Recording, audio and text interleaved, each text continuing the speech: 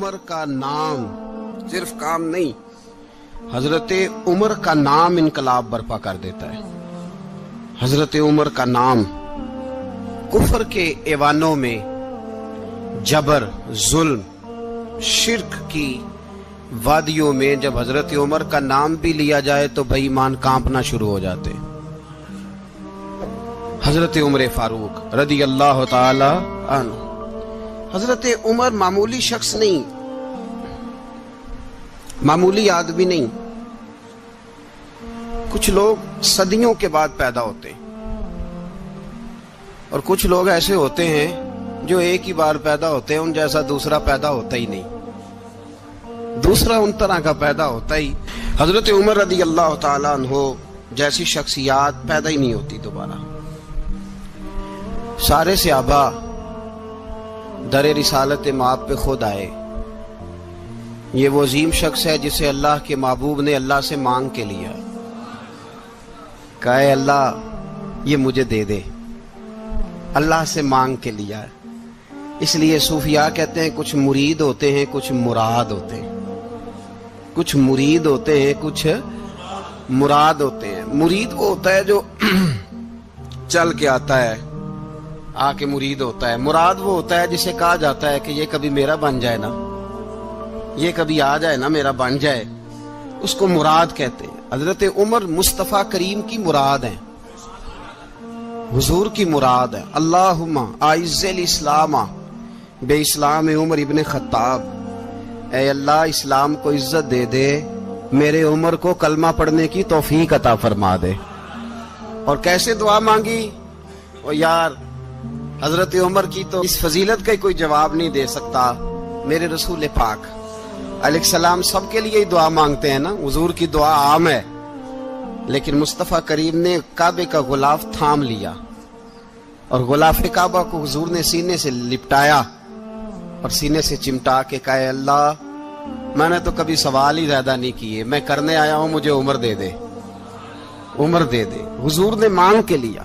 اور پھر جب جس کو حضور مانگے اللہ سے کہ حضرت عمر رضی اللہ تعالیٰ عنہ کا آج یوم شہادت ہے، میرا تو دل کرتا تھا کہ فجر سے باتیں شروع ہوں اور سارا دن ہی عمر کی باتیں ہوتی رہیں، سارا دن جناب عمر کی باتیں، سارا دن، اس لیے کہ ذکر جناب عمر کا ہوگا پر راضی اللہ کے رسول ہوں گے صلی اللہ، تو جاگ کے بیٹھے، خوش ہو کے بیٹھے۔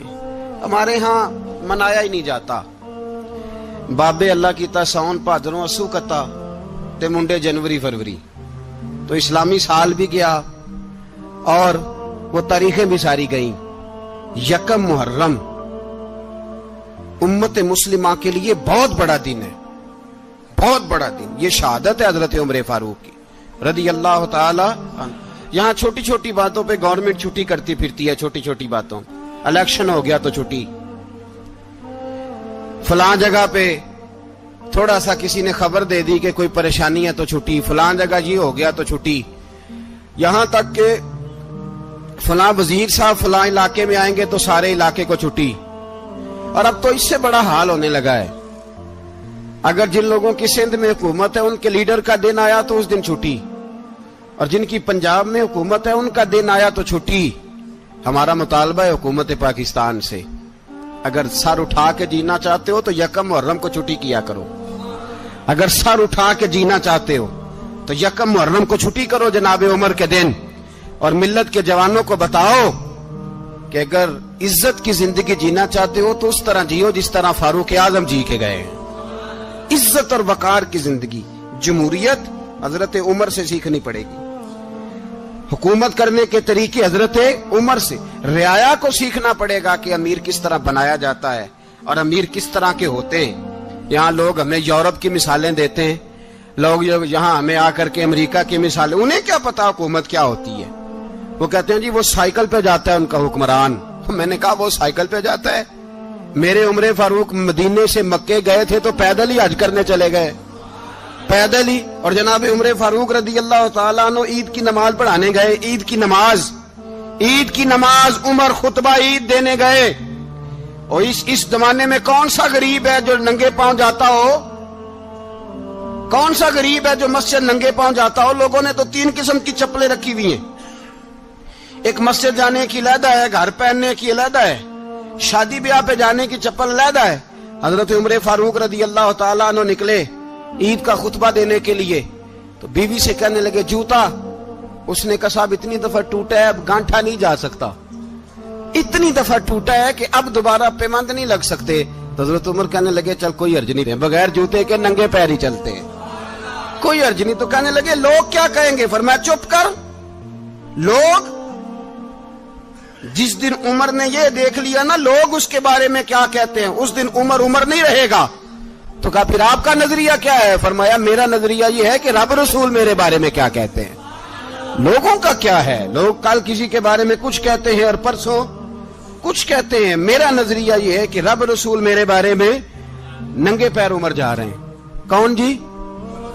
میں بڑا ماڑا۔ اچھا جناب، کیا غربت ہے؟ 10 قسم کے جوڑے لٹکے ہوئے ہیں کمرے میں، اور پہننے کی فرصت نہیں، سویرے کیا پہننا ہے، شام کیا پہننا ہے، 15 سوٹ کٹھے استری ہو کے لانڈری والا بھیج رہا ہے، اور تو غریب ہے، تو بہت بڑا غریب ہے۔ اس لیے کہ غربت پیسوں کی وجہ سے نہیں ہوتی، غربت تو دل کی ہوتی ہے۔ تو واقعی بڑا غریب ہے اور تو غریب ہی رہے گا۔ امیر تو عمر فاروق تھے جو ننگے پاؤں چلے گئے عید کی نماز پڑھانے، تو رستے میں جو ملا کہنے لگا عمر جوتا تو پہن لو۔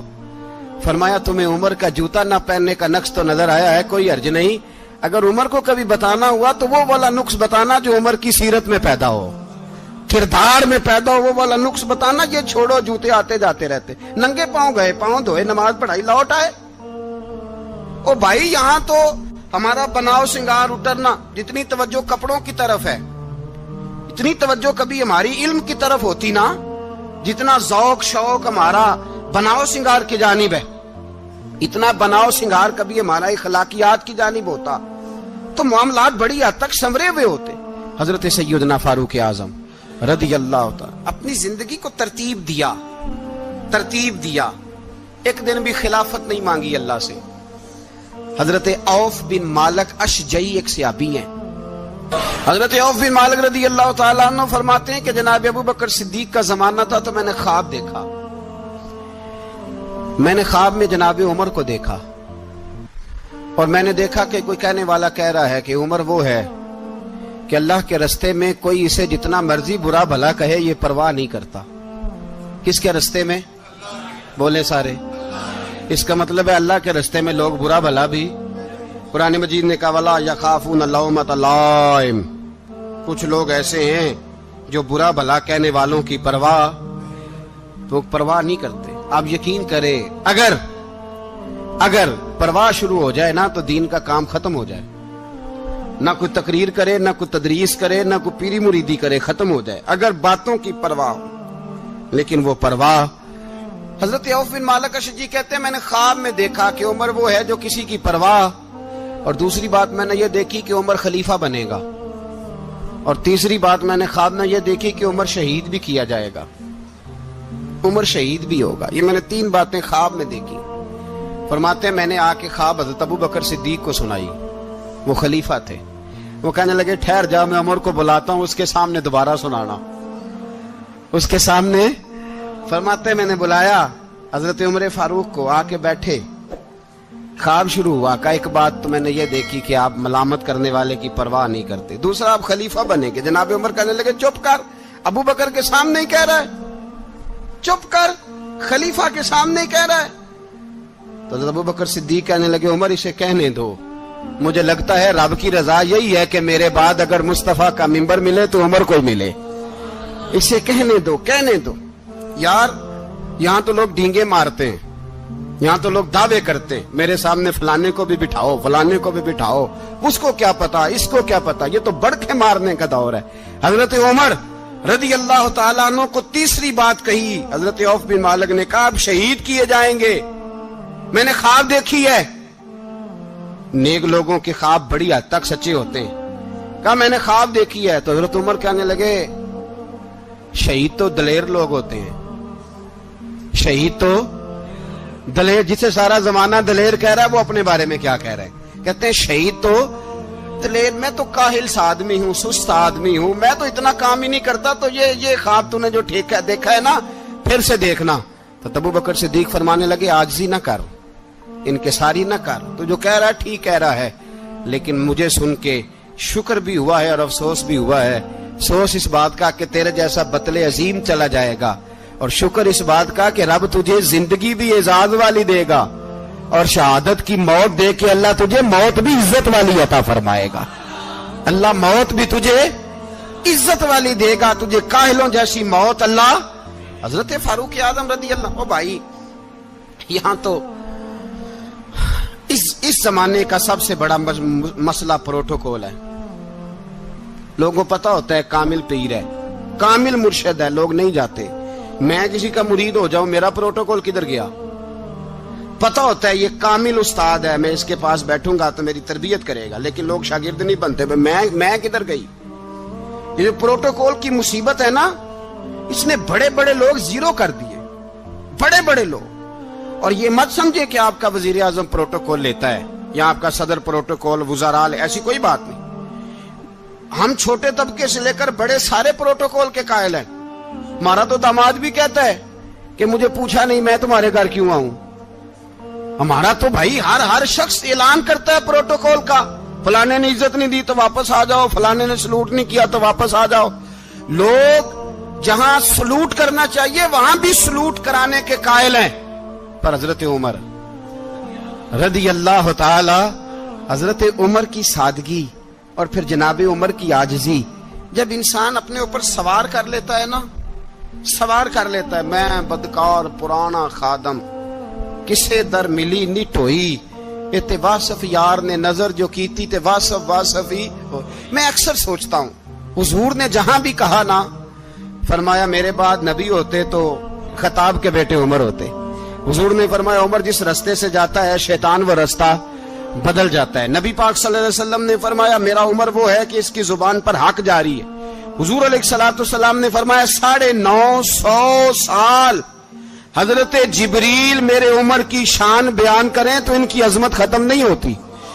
950 سال جبریل عظمت بیان کرے تو ختم نہیں ہوتی۔ یہ بات ہے حضرت عمر کی، اور فرمایا عمر ابو بکر کی نیکیوں میں سے ایک نیکی ہے، یہ شان ہے اب عمر فاروق رضی اللہ تعالیٰ عنہ کی۔ حضور نے فرمایا میرے بعد نبی ہوتے تو عمر ہوتے، جس گلی سے عمر آئے شیطان رستہ بدل جائے۔ میرے عمر فاروق کی شان 950 سال بیان ہو تو ختم نہ ہو۔ عمر کی زبان پر اللہ حق بیان کرتا ہے، جو عمر کہتا ہے وہی رب کر دیتا ہے۔ حضور ساری زندگی فضیلتیں بیان کرتے رہے، عمر جواب میں کیا کہتے ہیں؟ کوئی بتائے نا کہ یہ والی حدیثیں کبھی عمر نے بھی روایت کی ہوں کہ حضور نے میرے بارے میں یہ کہا ہے۔ یہ روایتیں وہ روایت نہیں کرتے، ان سے جب لوگ کہتے عمر تیری بڑی بات ہے تو عمر رو پڑتے، کہتے میں تو اونٹ چرانے والے باپ کا بیٹا ہوں، میں تو اونٹ چرانے والے باپ کا بیٹا، اونٹ چرا۔ اس سے آگے عمر گئے ہی نہیں ساری زندگی، اس سے آگے لفظ ہی نہیں ادا کی۔ اور میں تو بھائی اونٹ چرانے والا، میرا باپ تو اونٹ چرایا کرتا تھا، 10 اونٹ تھے، میری ڈیوٹی ہوتی تھی، سنبھالے نہیں جاتے تھے، ابا ڈنڈوں سے مارتا تھا۔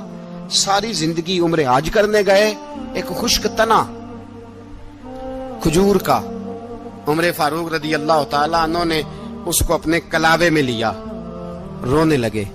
لوگوں نے کہا عمر کیا ہوا؟ فرمانے لگے یہاں میں اونٹ چرایا کرتا تھا، یہاں میں اونٹ چراتا تھا، 10 اونٹ سنبھالے نہیں جاتے تھے۔ دیکھو رسول اللہ کی شان، آج ساری امت چلانے کا طریقہ عطا فرما دیا ہے، ساری نظریے سے پیار۔ یار پیسہ کس کو برا لگتا ہے؟ آپ جس آدمی کی 50 کروڑ کی پراپرٹی ہے اس کو پوچھیں سب سے غریب، آپ کو وہی نظر آئے گا، وہ کہے گا میں ٹائٹ ہوں۔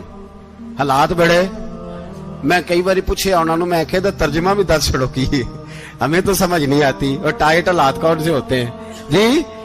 جس آدمی کا کروڑوں میں کاروبار ہے نا، اس کو آپ چھیڑے وہ رونے لگ جائے گا، رونے۔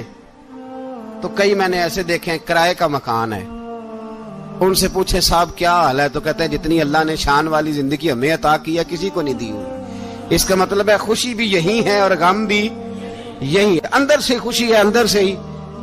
تو نے اگر راضی رہنا ہے تو ادھر سے رہنا ہے، ناراض رہنا ہے تو بس اپنے آپ کو خوش رکھے گا تو ہو جائے گا۔ سارے صحابہ مل کے آئے، کہنے لگے عمر فاروق سے کہنا ہے نبی پاک کے زمانے میں تو ظاہراً غربت تھی، ابو بکر کے دور میں بھی غربت تھی، اب تو بڑا مال ہے، عمر سے سفارش کرو کہ عمر نیا کرتا پہنا کرے۔ ملکوں کے سفیر آتے، عمر وہی پھٹی پرانی چادر اوڑھ کے اور وہی کئی جگہ پہ پیوند لگے سوٹ پہن کے سفیروں کے سامنے بیٹھ جاتا ہے۔ عمر کو مشورہ دو، طے ہو گئی بات۔ سب نے جب مشورہ دے لیا تو سارے کہنے لگے یہ بتاؤ شیر کی مونچھ کو ہاتھ کون لگائے گا؟ کہنا کس نے ہے؟ بندہ بھی تو ڈھونڈو نا۔ انہوں نے کہا جناب میرا یہ خیال ہے کہ مولا علی شیر خدا کہیں گے، کیونکہ جس شخص کی عمر کو سب سے زیادہ حیا کرتے دیکھا وہ شیر خدا مولا علی ہے رضی اللہ تعالی علی کہیں گے، اس لیے کہ جناب علی تو کئی دفعہ جب گفتگو کرتے تھے تو حضرت عمر چپ کر جاتے تھے اور فرماتے تھے علی نہ ہوتا تو میں ہلاک ہو جاتا، تو کہا علی سے کہو۔ جناب علی شیر خدا کو بلایا، کس کام کے لیے؟ جی اللہ اکبر۔ یہ ذرا آپ نے اس دور پہ اس بات کو ذرا کہا جناب ان سے کہیں کہ زیادہ نہیں، ایک کرتا نیا پہن لے، سفیر آتے ہیں وزیر آتے ہیں تو ایک کرتا نیا پہن لے۔ حضرت علی کو بلایا، آپ فرمانے لگے کوئی اور بات ہوتی تو میں کہہ دیتا، یہ والی میں نہیں کہہ سکتا، کوئی اور ہوتی تو میں عمر کو کئی دفعہ کہہ دیتا ہوں، جلال میں بھی تو سن، یہ والی میں نہیں کہہ سکتا، میں تمہیں ایک مشورہ دیتا ہوں۔ کہا وہ کیا؟ کہنے لگے سید عائشہ صدیقہ سے کہو، وہ مومنوں کی ماں ہیں، عمر ٹالے گا نہیں۔ اماں جی سے جا کے کہا اماں جی نیا کرتا عمر سے کہیں پہن لیں، وزیر آتے ہیں بڑے بڑے لوگ تو چلو کوئی حرج نہیں۔ اماں جی نے کہا اچھا کوئی بات نہیں میں بلا لیتی ہوں۔ جناب عائشہ نے پیغام بھیجا، جب خادم نے کہا نا مصطفیٰ کے گھر سے پیغام آیا ہے تو 20 لوگ بیٹھے تھے، عمر کانپتے ہوئے اٹھے، کانپتے دوڑے۔ حضرت عائشہ پردے میں تھی تو فرماتی ہیں عمر اتحیات کی حالت میں بیٹھ گئے۔ کہا اماں جی دیر تو نہیں ہو گئی مجھے آنے میں؟ کہا نہیں ٹائم پہ آ گئے ہو، کس لیے بلایا تھا؟ کہا عمر دیکھو غربت کے معاملات اور ہوتے ہیں، جب اللہ آسانی دے تو کوئی چیز استعمال کرنا حرام نہیں ہوتی، اگر حرام ہے تو بتاؤ۔ کہا نہیں اماں جی حلال ہی ہے۔ تو فرمایا پھر اتنے سفیر آتے ہیں مشیر آتے ہیں، اب تو مال غنیمت بڑا آتا ہے، ڈھیر لگ جاتے ہیں مسجد میں، تو چل ایک نیا کرتا تم بھی پہن لیا کرو، اور آپ نیا کرتا پہنو گے تو دھاک بیٹھے گی غیروں پر۔ تو صحابہ کا مشورہ ہے کہ آپ نیا لباس پہنے۔ اماں جی کہتی ہے میں نے حکم دیا تو عمر چپ کر گئے، گردن جھک گئی۔ تھوڑی دیر کے بعد سیدنا عمر فاروق نے سر اٹھایا تو داڑھی پہ آنسو گر رہے تھے، رو پڑے، کہنے لگے پاک محبوب کی پاک بیوی جیسے حکم کرتی ہو میں حاضر ہوں، پر مجھے وہ والا لباس پہنانا جو میرے مصطفیٰ نے پسند فرمایا ہے، اگر یہ رنگ رسول پاک کا ہے تو میں حاضر ہوں، اور اگر نبی پاک کا نہیں تو پھر جیسے آپ حکم کریں۔ جناب عائشہ کہتے ہیں عمر روئے تو میں زیادہ روئی، میرا پلو بھیگ گیا آنسوؤں سے۔ میں نے کہا عمر آپ جائیے۔ عمر یوں نکلے تو جو صحابہ کھڑے تھے وہ کونے میں تھے، سارے آ گئے۔ کہا اماں جی کیا بناؤ؟ فرمایا بھائی تم سب جو باتیں کہتے ہو وہ اپنی جگہ ٹھیک ہیں، پر عمر جو بات کرتا ہے وہ سب سے زیادہ ٹھیک ہے۔ عمر جس پہلو پر بات کرتا ہے وہ یار ایسی عاجزی، ایسا رنگ، ایسا انداز، ایسا طرز حیات، ایسی زندگی، اولاد کے معاملے میں لوگ بزدل ہو جاتے ہیں، بزدل۔ پر حضرت عمر کا بیٹا مصر گیا، وہاں سے کمائی کر کے لایا، تجارت کرنے گیا، لاکھوں کا مال۔ کون سا باپ ہے دنیا میں جس کا بیٹا باہر سے پیسے لے کے آئے تو ابا تفصیل پوچھے کہ بیٹا کہاں سے کمائے، کہاں سے لایا، کتنے ملے، کیوں آئے؟ کون سا باپ تفصیل پوچھتا ہے؟ ابا تو کہتا ہے لا صحیح، اور تعریفیں کرتا ہے میرا بیٹا بڑی کمائی کرتا ہے۔ کبھی پوچھا ہے اس سے کہ ڈیوٹی صحیح دیتا ہے کہ نہیں؟ کبھی پوچھا ہے کہ تو ایمانداری کی روزی لاتا ہے کہ حرام کی کماتا ہے؟ یہ باپ کی ذمہ داری ہے، یہ اماں کی ذمہ داری ہے۔ پھر کہتا ہے بیماری کیسے آ گئی، پریشانی کیسے آ گئی؟ تو نے کبھی سوال کیا اپنی اولاد سے؟ حضرت عمر فاروق رضی اللہ تعالیٰ عنہ کا بیٹا مصر سے پیسے کما کے لایا تو جناب عمر نے بلایا، فرمایا بیٹے اتنی تو تیرے پاس راس ہی نہیں تھی، تھوڑے سے تو پیسے لے کے گیا تھا، اتنی کمائی کیسے ہو گئی؟ اتنے تو پیسے نہیں تھے صاحب، کہاں سے کمائی لائے؟ اس نے کہا ابا جی وہ جو میرے چچا ہے نا مصر کے گورنر، آپ کے دوست، انہوں نے میری مدد کی ہے. فرمایا جتنے لوگ گئے تھے سب کی ہے مدد اس نے؟ کہا نہیں صرف میری کی. فرمایا تیری کیوں کی؟ تیری کیوں کی؟ کہا حضور آپ کے دوست ہیں. فرمایا چپ کر حضور انہوں نے مجھے اتنے پیسے دیے, میں نے کاروبار میں ڈالے تو نفع آیا تو میں ان کی رقم دے کے. فرمایا خاموش ہو جا, باقی جتنے لوگ گئے تھے سب کی مدد کی اس نے؟ کہا نہیں حضور صرف میری کی. فرمایا اس نے تیری مدد نہیں کی, اس نے خلیفہ کے بیٹے کی مدد کی, اس لیے کہ وہ خلیفہ کو اپنے حق میں نرم کر سکے. فرمایا آدھا مال تیرا ہے, آدھا مال غنیمت کا ہے, مال خزانہ کا ہے, مسلمانوں کا ہے, اس لیے کہ تو جو وہاں سے مال کما کے لایا ہے وہ اپنے باپ کے خلیفہ ہونے کی وجہ سے کما کے لایا ہے, لہذا رکھ ادھر. یہاں کہتے ہیں کدھر سے آیا, کیسے آیا, کون سا حساب دیں, کیا کریں؟ او بھائی حضرت عمر رضی اللہ تعالیٰ عنہ کا اپنی اولاد کے بارے میں یہ رنگ ہے. ایک جنگ سے نا خوشبو آئی, خوشبو بڑی مہنگی ہوتی تھی, عرب میں خوشبو آج بھی بڑی مہنگی ہے, وہ زیادہ استعمال کرتے ہیں. میری باتوں کی سمجھ آ رہی ہے میرے بھائی؟ بڑی مہنگی خوشبو تھی. جب وہ خوشبو آئی تو حضرت عمر نے کہا, گھر میں پہلے پہنچی حضرت عمر کے, چونکہ زیادہ عورتیں استعمال کرتی تھی گھر کے اندر خوشبو, مرد بھی لگاتے تھے. حضرت عمر نے اپنی بیوی سے کہا, آپ کی زوجہ تو تھی وہ بڑی خوشبو کو پسند کرتی تھی. حضرت عمر نے اپنی زوجہ سے کہا کہ خوشبو لاؤ, میں نے ایک عورت کی ڈیوٹی لگائی ہے, وہ خوشبو تول کے نا تو حصہ برابر صحابہ میں بانٹ دے گی. تو آپ کی زوجہ کہنے لگی کسی بی بی کی ڈیوٹی لگانے کی کیا ضرورت تھی, میں جو موجود تھی میں بانٹ دیتی ہوں تول کے حصہ برابر. آپ نے فرمایا نہیں تو رہنے دے, اور فلانی بی بی بانٹے گی. کہا حضور میں نے بھی بانٹنی ہے, میرے پہ کچھ حق ہے؟ آپ نے فرمایا نہیں تو تفصیل نہ پوچھ, تو خوشبو دے دے, کوئی اور بانٹے گی. خاتون خانہ تھی نا, کہنے لگی نہیں مجھے بھی آج آپ کو بتانا ہی پڑے گا کہ کوئی جو بانٹ سکتی ہے تو میں کیوں نہیں بانٹ سکتی. زوجہ کہتی عمر نے بات کی تو میری چیخیں نکل گئی. حضرت عمر فرمانے لگے جب تو خوشبو بانٹے گی نا تیرے ہاتھوں کو بھی لگے گی, تیرے دوپٹوں کو بھی لگ جائے گی. اگر رب کریم نے مجھ سے سوال پوچھا کہ عمر خوشبو تو مسلمانوں کی تھی, تیری بیوی کے دوپٹے کو کیوں لگ گئی, تو میں اللہ کے حضور کیا جواب دوں گا؟ اگر اللہ نے یہ سوال کیا کہ تیری بیوی نے کیوں لگائی, وہ تو حصہ تھا مسلمانوں کا, تو نے تیری بیوی نے کیوں لگائی؟ تو فرمایا میں نہیں چاہتا کہ اللہ کے حضور مجھے اور تجھے باز پرس ہو, لہذا کسی اور کو بانٹنے دے. زوجہ روئی اور تڑپ کے کہنے لگی عمر مجھے لگتا ہے صبح قیامت بھی تیری بیوی ہونے کی وجہ سے اللہ مجھے جنت عطا فرما دے گا, تیری زوجہ ہونے کی برکت سے. بھائی یہ معیار رکھا, خدا کی قسم ایسا شخص تاریخ میں دوبارہ نہیں آیا. اتنا بڑا آدمی, اتنا بڑا شخص, اتنا بڑا آدمی, اور پھر رنگ یہ ہے کہ عمر 22 لاکھ مربع میل کا حکمران, 22 لاکھ, اور کھجور کے درخت کے نیچے مٹی کا ڈھیلا لے کے سو گئے ہیں, پرواہ کوئی نہیں, کوئی مسئلہ ہی نہیں. 2 غلام ساتھ بیٹھے تو ایک روٹی حضرت عمر نے گھر سے منگوائی, تھوڑا سا سرکہ, تو غلام کہنے لگے ہم نے بھی کھانی ہے. فرمایا کوئی حرج نہیں, روٹی کو پیٹ بھر کے کھانا ضروری تو نہیں, 3 حصوں میں بانٹ لیتے. ایک آدمی آیا ہوا تھا مصر کا رہنے والا ملنے کے لیے, اس نے پوچھا عمر کدھر ہیں, تو کہا وہ ادھر جاؤ مسجد میں بیٹھے ہوں گے. اور واپس آیا تو کہنے لگا وہاں تو 3 غلام بیٹھے ہیں, ایک روٹی بانٹ کے کھا رہے ہیں, لگتا ہے کئی دنوں سے روٹی نہیں ملی. کہا 3 غلام تو کوئی نہیں, وہاں 2 ہی تھے, تیسرے تو امیر المومنین تھے. اس نے کہا نہیں 3 غلام ہیں, کپڑے بھی ایک طرح کے پہنے ہوئے, بلکہ 2 کے تو پھر صحیح ہیں, تیسرے کے تو زیادہ ماڑے ہیں. کپڑے بھی ایک طرح کے, کھانا پینا بھی ایک طرح کا, اور ان کا نشست برخاست بھی ایک طرح کی ہے, لہذا کوئی فرق نہیں. حضرت ابو ہریرہ کہتے ہیں میں لے کے آیا, اور جناب عمر کو جب میں نے کچی زمین میں تامت سمیٹ بیٹھے دیکھا تو میں رو پڑا. میں نے اس مصر سے آنے والے کو کہا تو اس کے جلوے دیکھ, اگر اس کی ذات میں اتنا حسن ہے تو محمد عربی کا مقام کیا ہوگا. یہ مقام غور ہے, مقام غور.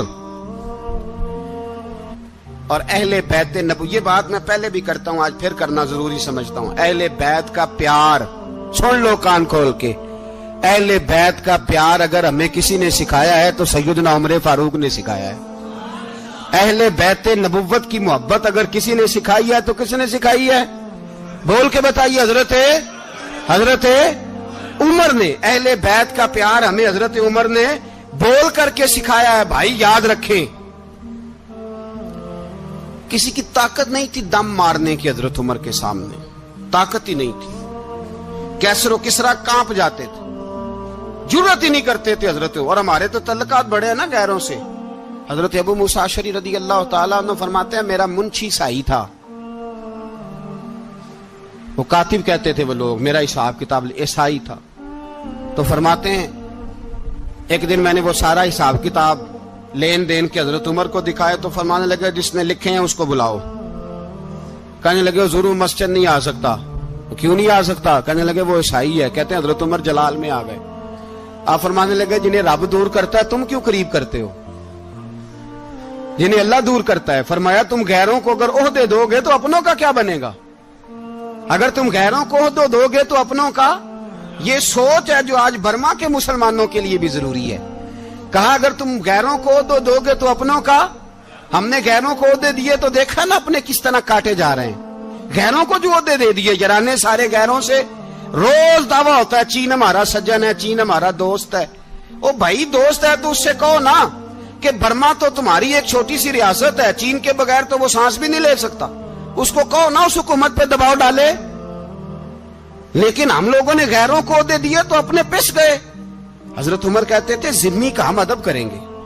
ذمی کافر کا ہم، ایسا کافر جو مسلمان ریاست کو قبول کرے، بدامنی نہ پھیلائے. ایک آدمی کو آپ نے دیکھا آنکھوں سے نابینا ہے اور بھیک مانگ رہا ہے. تو حضرت عمر کو نظر آ گیا. فرمایا کون ہو؟ اس نے کہا میں یہودی ہوں. فرمایا بھیک کیوں مانگتے ہو؟ کہا جب تک تندرست تھا مسلمانوں کو جزیہ دیتا تھا، بوڑھا ہو گیا ہوں کیا کروں. حضرت عمر نے گھوڑے کی پشت پہ بٹھایا کافر کو، گھوڑے کی پشت پہ بٹھایا اور بٹھا کے مدینے لائے. حضرت علی شیر خدا وزیر خزانہ تھے. فرمایا علی اس کا وظیفہ جاری کرو. کہا یہ کون ہے؟ فرمایا یہ یہودی ہے لیکن یہ ہمیں جزیہ دیتا رہا، بوڑھا ہو گیا بیچارہ، بھیک مانگنے پہ مجبور ہے، ہماری حکومت کے اندر رہتا ہے، اس کا پورا وظیفہ جتنا خرچہ اتنا وظیفہ لگاؤ. حضرت علی کہتے ہیں میں وظیفہ لگا رہا تھا اور وہ میرے نبی کا کلمہ پڑھ رہا تھا، وہ رسول اللہ کا کلمہ پڑھ رہا تھا. یہ مزاج، یہ نہیں کہ کافر. حضرت عمر نے گورنروں کو خط لکھے تھے کہ زبردستی کسی کو مسلمان نہیں کرنا، جہاں ان کی عبادت گاہیں بنی ہو گرانی نہیں، کوئی مندر کوئی گرجا ضائع نہیں کرنا. اسلام سب کو جینے کا موقع دیتا ہے، پر بے ایمانوں، ظالموں، بدذاتوں تمہیں یہ کہتا ہے کہ ہم تمہیں جینے کا موقع دیتے، تم بھی مسلمانوں کو جینے کا موقع دو. یہ جہاں بستے ہیں جہاں رہتے ہیں انہیں وہاں جینے کا موقع دو، انہیں بھی اللہ اکبر کہنے کا موقع دو، انہیں بھی قرآن پڑھنے کا موقع دو، انہیں بھی رسول اللہ پر درود پڑھنے کا موقع دو. ہمارے ملک میں عیسائی اپنی مرضی سے کھلے عام تبلیغ کرتے ہیں. یہاں تو چینل چلائے ہیں عیسائیوں نے. کسی مذہبی جماعت نے کبھی جلوس نکالا ہے کہ عیسائیوں کا چینل بند کرو؟ بولے نکلا ہے کہ نہیں نکلا؟ کتنے ظلم کی بات ہے. ہم جب غیر کو اتنا تحفظ دیتے ہیں، اتنا تحفظ دیتے، ہم نے دیکھا ہے مجھے بیسیوں لوگوں نے عید پہ ٹیلی فون کیے کہ عیسائیوں کو قربانی کا گوشت دے لیں، مجبور ہیں جی، دروازے پہ آ گئے ہیں، ہمارے کام کاج کرتے ہیں. بیسیوں لوگ، عام آدمی کے دل میں ان کا اتنا جذبہ ہے. وہ مسائل کا بیان کرنا ایک علیحدہ بات، لیکن ہمارے دل کافر کے حق میں بھی نرم ہو جاتے ہیں. تم کس قدر زیادہ بےایمان ہو اور کفر کس قدر زیادہ ذلیل ہو گیا ہے کہ مسلمان کے حق میں نرم ہوتا ہی نہیں. اور اس سے بڑے ذلیل وہ ہیں جو ان ذلیلوں کے سپورٹر ہیں. وہ کسی عرب ملک کے حکمران ہو یا کسی اور جگہ کے، وہ بڑے ذلیل ہیں جو ان ذلیلوں کے سپورٹر ہیں، جو برما کی بچیوں کے قتل پر اپنی حکومتیں چمکا رہے ہیں. انہیں شرم نہیں آتی. اس قدر مسلمان تڑپا ہے لیکن ان بے غیرتوں کو ذرا ہوش نہیں آئی. اور یہ ان کے کماش، ان کے دلال جو ہر جگہ ان کی سپورٹ کر کے اپنی حکومتیں قائم کرتے ہیں، بے ایمانوں کو پتہ نہیں کہ کب ان پر اللہ کا عذاب اترے گا اور کس طرح ان کے پرخشے اڑیں گے. تمہیں اپنی ذلت اور رسوائی نظر نہیں آ رہی کہ زمین کس طرح تمہارے لیے تنگ ہو گئی ہے؟ اس سے زیادہ اور تمہاری رسوائی کیا ہوگی؟ ڈرو اللہ سے. اور یہ تو دنیا کا عذاب ہے. ان بطش ربک لشدید. میرا رب کہتا ہے قیامت تو قائم ہونے دے. جتنا سخت تیرے رب کی پکڑ ہے اتنی کسی دوسرے کی ہو سکتی. یاد رکھیں اور تھوڑا احتیاط کریں ہم سب لوگ بھی، جو ہم لوگ آدھی زبان بول کے بھی ان کی سپورٹ کرتے. اب شرم آنی چاہیے ہمیں ان حکومتوں کی سپورٹ کرتے جو مسلمانوں کی لاشوں کے اوپر حکومتیں قائم کرتے ہیں. شرم آنی چاہیے. بہرحال बात दूर निकल जाएगी। और मैं अपने मजमून पे रहता हूं। अहले बैत का प्यार अगर सिखाया है तो जनाब उमर ने सिखाया है, रदी अल्लाह ताला अन्हो। इमाम हसन मिलने, आप यकीन करें, मैं जब इस वाकया को पढ़ता हूं तो मेरा दिल झूम जाता है। मैं कहता हूं यार, डाटा होना अपनी जगह पे, इश्क होना अपनी जगह पे, इंसान का बावकार होना अपनी जगह। जहां खड़े होना था वहां ये खड़े होते थे, और जहां झुकना था वहां ये इन लोगों में इकबाल ने कहा था, तेरी निगाह नाज से दोनों मुराद पा गए। अकले की याबो जुस्तजू इश्के हुजूरो इस तरह, जहां अगर आया है सामने कैसरो किसरा तो उमर जैसा दलेर कोई नहीं, अगर सामने आया ईरान का बादशाह तो उमर जैसा तगड़ा कोई नहीं, अगर आया है सामने गुस्सान का बादशाह तो उमर जैसा आदिल कोई नहीं। लेकिन अगर अली का बेटा आया है, अगर फातिमा के लाल पारे आए हैं, तो फिर फारूक आजम से जैसा मुहिब कोई नहीं, फिर उनसे जैसा प्यार करने वाला कोई नहीं। अंदर बैठे हैं जनाब उमर, अंदर तन्हाई में कुछ वजीरों से गुफ्तगू हो रही है, मीटिंगें जारी हैं। आपके बेटे मिलने आए जनाबे अब्दुल्ला इब्ने उमर, अब्बा जी मिलने आए। बात ठहरो, बात कर रहा हूं, कोई ना अंदर आए। साहबजादा बाहर खड़ा है। थोड़ी देर गुजरी तो इमाम हसन भी आ गए। कौन आए? आपको अजब मिलेगा इमाम साहब का नाम लेने से, वो सरदार हैं जन्नतियों। कौन आए? सारे बोलिए, इमाम हसन, तेरी नस्ल पाक में है बच्चा बच्चा नूर का, तू है ने नूर तेरा सब घराना। इमाम हसन आए तो हजरत अब्दुल्ला इब्ने उमर को दरवाजे पे खड़े देखा। कहा अमीरुल मोमिनीन कहाँ हैं? कहने लगे हजरत उमर के बेटे। कहने लगे वो अंदर बैठे, कुछ मीटिंग हो रही है और उन्होंने कहा कोई अंदर ना आए, लेकिन आप जाना चाहें तो चले जाएं, आप जाना चाहें तो, तेरी नस्ल पाक में है बच्चा बच्चा नूर, आप जाना चाहें तो चले जाएं। तो उन्होंने कहा जब आप बाहर खड़े हैं तो मुझे कोई इतना जरूरी काम नहीं, और अभी जोर की नमाज थोड़ी देर में होगी, मैं मस्जिद में मिल लूंगा अमीरुल मोमिनीन से। ये बात कह के इमाम हसन चले गए। यार इतनी बड़ी बात नहीं थी, इतनी बड़ी बात नहीं थी। वो मेरे उस्तादों का बेटा भी आया तो कहा ठीक है जी वो सोए हुए हैं, तो कोई गर्ज नहीं यार, मैं ठहर के आ जाऊंगा। कोई बड़ी बात नहीं थी, देखा जाए तो बड़ी बात नहीं थी, पर बात बहुत बड़ी थी इसलिए कि ये खाली हसन नहीं, ये हसन इब्ने अली है, ये हजरत फातिमा के लख्ते जिगर। हजरत उमर बाहर निकले, अब्दुल्ला इब्ने उमर से पूछा कोई आया तो नहीं? तो कहा हुजूर इमाम हसन आए थे। तो कहा फिर शहजादे को अंदर क्यों नहीं भेजा? कहा मैंने कहा था। वो कहने लगे अगर अमीरुल मोमिनीन मसरूफ हैं तो मैं जोहर में मिल लूंगा। हजरत उमर रोने लगे। फरमाया बेटे तूने अच्छा नहीं किया। फिर मस्जिद नहीं गए, सीधे इमाम हसन के दरवाजे दस्तक दी। इमाम हसन बाहर आए। कहा शहजादे आए थे तो मिले क्यों नहीं? तो इमाम हसन कहने लगे हुजूर आपका अपना बेटा दरवाजे पे खड़ा था, आपका अपना बेटा दरवाजे पे खड़ा था, और मना भी किया था आपने, तो मैं जोर में मिल लेता। हजरत इमाम हसन फरमाते जोशे जज्बात में जनाबे उमर ने सर से पगड़ी उतार दी, जोशे जज्बात में। कहने लगे हसन मेरे बेटे का और आपका क्या मुकाबला? क्या उसकी मां का नाम फातिमा ज़हरा है? क्या उसकी नानी का नाम खतीजतुल कुबरा है? क्या उसके नाने का नाम मोहम्मद मुस्तफा है? आपका और उसका क्या मुकाबला? फिर रो पड़े और कहने लगे बेटे मैं मक्के के सहराओं में ऊंट चराया करता था, ये जो मेरे सर पर इज्जत के बाल हैं ये तेरे नाने के उगाए हुए।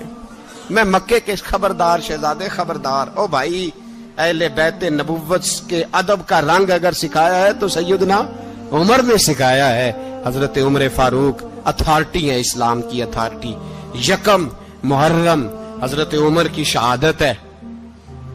यहूदी बोल उठा, काफिर बोल उठा।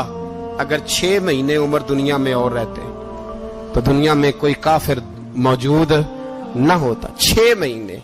और जब इस बतले जलील का जनाजा उठा, अल्लाह बुखारी पढ़िए ना, अल्लाह मरजुकना शहादतन फी सबीलिक, अल्लाह बिस्तरे की मौत ना देना, शहादत की देना।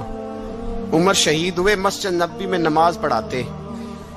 और जब जनाजा उठा तो मदीने का फिर पीछे जो दलेर बचे वो मौला अली थे। मौला अली जनाब उमर का जनाजा उठा तो सबसे पहली हाय जो निकली वो हजरत अली की जुबान से निकली, और हजरत अली सारी दाढ़ी आंसुओं से भर गई। लोगों ने कहा कि अली क्या हुआ? फरमाने लगे तुम देख नहीं रहे जनाजा किसका उठा है? पलट के देखो तो सही, तो पता नहीं ये कौन गया है। कहा हुजूर क्या हुआ? आप फरमाने लगे उमर इस तरह के काम करके गया है, अब इनके रस्तों पे कौन चलेगा, कौन इसके जिगर राहे वफा में। मैं नक्श ऐसे छोड़ आया हूं, मैं जिस मंजिल से गुजरा हूं वो अब तक याद करती है। हजरत अली हजरत उमर के जनाजे पे खड़े होकर कहते हैं अल्लाह मुझे उस तरह के अमल करने की तौफीक दे जिस तरह की उमर करके गया। मेरे भाई बतले अजीज बतले हुर्रियत हजरत उमर रदी अल्लाह ताला अन्हो जो अपनी जिंदगी इनकलाब वाली गुजार के गए। उमर जब दुनिया से गए तो 80 दिनार का कर्जा था, 22 लाख मुरब्बा मील का हुक्मरान। पर अपने बेटे से कहने लगे बेटे कोशिश करना तेरे खानदान वाले मिलके मेरा कर्जा उतार दे, मेरी कब्र पे बोझ ना रहे। और अगर खानदान वाले मदद न करें तो मेरे दोस्तों से बात करना, वो मदद न करें तो फिर अली से बात करना। इनका प्यार आपस में इतना और तू इख्तलाफ साबित कर रहा है। 80 दिनार का कर्जा छोड़कर हजरत उमर दुनिया से गए और जाती दफा कह गए मेरे बाद मेरे बच्चों को हुकूमत के मशवरे में भी शामिल ना करना, हुकूमत के मशवरे में भी मेरी औलाद शामिल ना हो। इतना बड़ा शख्स इतना बड़ा रंग दे के यकम मुहर्रम को जब उम्र फारूक का विसाल हुआ तो बेटे से कहने लगे अम्मा आयशा से जाके कहो मेरा भी नबी पाक के रोजे में दफन होने को दिल करता है। एक कब्र की जगह है अम्मा जी ने अपने लिए रखी है, बुखारी या बुखारी। हजरत आयशा के पास साहबजादे गए, कहने लगे अम्मा जी उमर को जख्म लग गया है, हालत बड़ी परेशानी वाली है। वो कहते हैं अगर अम्मा इजाजत दे। सैयद आयशा रो पड़ी, फरमाने लगी कि वो अपनी कब्र की जगह तो नहीं ना किसी को देता। पर उमर ने कमाल ही बड़ा किया, उसे कहो जाओ गुंबद खजरा में कयामत तक जो मुस्तफा पे और अबू बकर पे सलाम पड़ेगा वो तुझ पे भी सलाम पढ़ के जाएगा, जाओ मैंने जगह दी।